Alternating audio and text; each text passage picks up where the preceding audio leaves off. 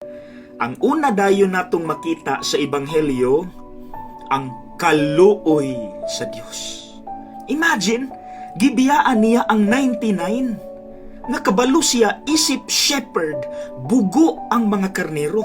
Dili na pwede nga biyaan nga sila ra. Kay wala na, dili na kabaloon sa ibuhaton. Dayon anytime, atakihon sila sa mga bangis o gutom nga mga lobo, mga wolves. Dili na sila kasukol, wala na sila'y defense. Anyat gibiyaan niya, isog siyang mibiya, nirisgo siya, aron pangitaon ang usa nga nawala. Kita na, nawala tungod sa sala.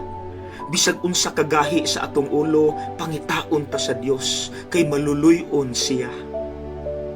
Ug ang the best nga example aron makasabuta, ang atong mga ginikanan. Di ba?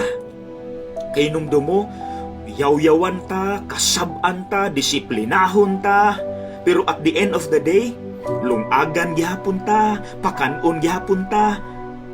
See? Mga igsuon, yes, dapat naagyon nato ang kaisog, justice, baruganan, prinsipyo, mudisiplina ta, mubadlong ta, pero dapat naapod ang kaluoy o pasaylo.